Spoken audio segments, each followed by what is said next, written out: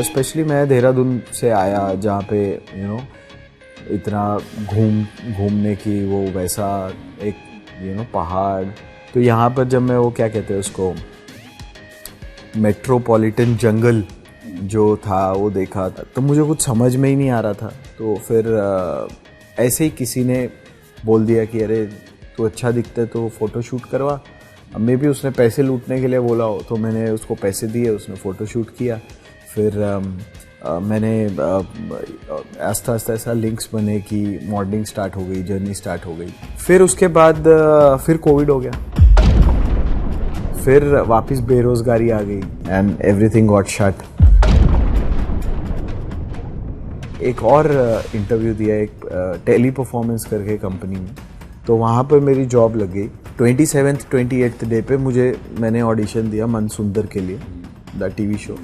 और फिर वहाँ पर तो वहाँ पे मैं फाइनलाइज हो गया। तो आई थिंक मैंने सैलरी भी नहीं ली अपनी 1 महीने की, और आई टोल्ड देम कि आई कांट कंटिन्यू।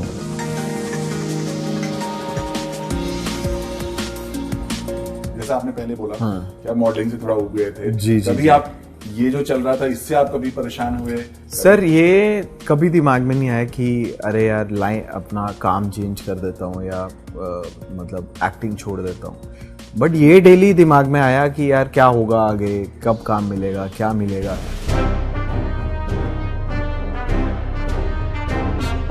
वो एक्चुअली थोड़ा सा ट्रैजिक हुआ मेरे साथ।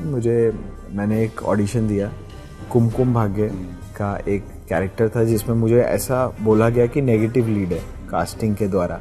बट वो ऐसे ही एक कैरेक्टर था जो सिर्फ 1 महीने का था, ये मुझे बताया नहीं गया था।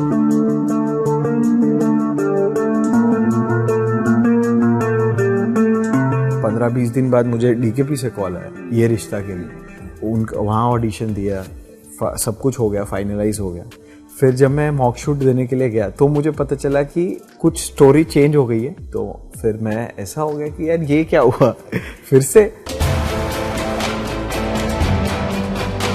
तो फिर उसके बाद ये जर्नी स्टार्ट हुई अनुपमा की। अनुपम फिर बोला कि एक शो लीप ले रहा है, उसमें लीड कैरेक्टर है, तो तेरे को हम लेना चाहते हैं। तो मुझे नहीं पता था कि कौन सा शो है।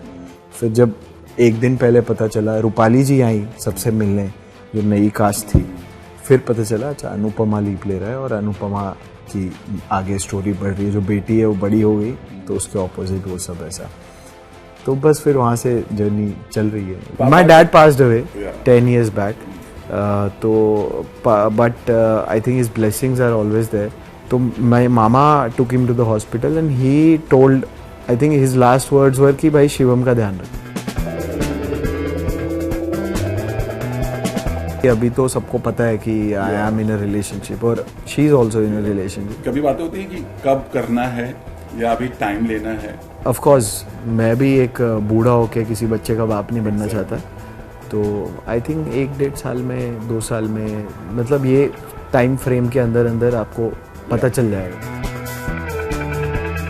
मैंने उसको अभी मैसेज किया, मैंने कहा कि अलीशा को उसने एक सीन किया अपने नए शो में, तो जो जैकेट उसके हीरो ने पहनी थी वो सेम जैकेट मैंने उस सीन में पहनी थी उसके साथ। तो मैंने उसको मैसेज किया कम से कम जैकेट तो चेंज करवा लेती यार।